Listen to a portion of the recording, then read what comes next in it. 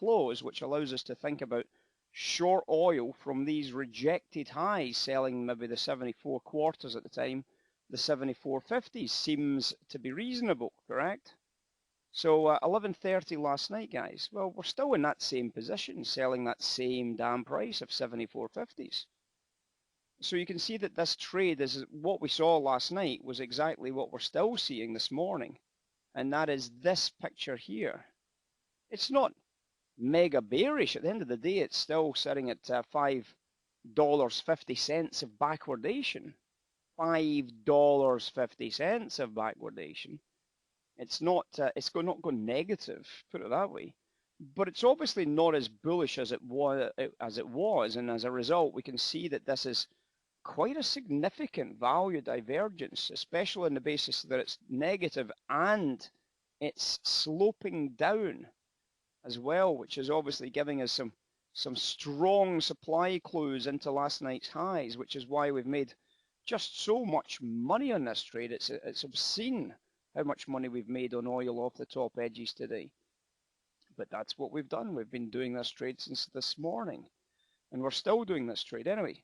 Let's take a look at what else we can recognize. We can recognize, of course, the shape of the spreads. The other spreads, of course, we can look at whether Brent's giving us a clue about this. Now, obviously, what we're hoping to see on the Brent spread is that we want to see the Brent spread declining against an oil uptick.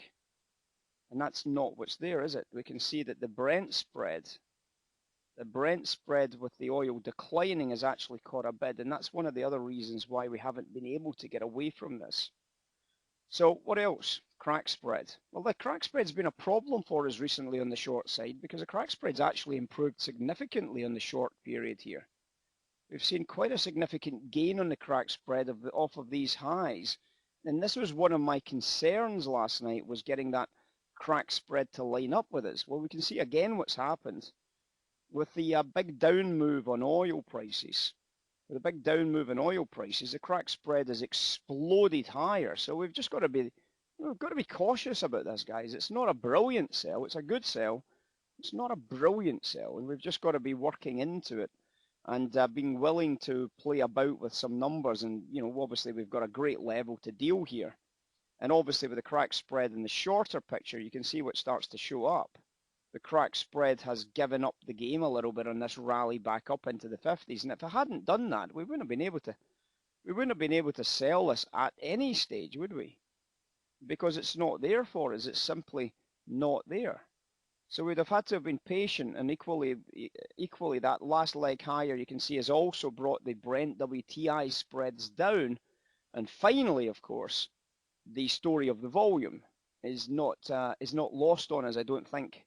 And you can see the story of the volume, the massive decline in volumes all the way through that process until we get this massive spike in volume right at the 50s, which was our sell trade. Hopefully my sell trade, hopefully Cliff's sell trade, hopefully Ian's sell trade, hopefully Sam's sell trade, hopefully Rennie's sell, hopefully everybody's sell trade. Because that's where the trade is at, 74.50, a level that we gave out approximately 15 hours ago.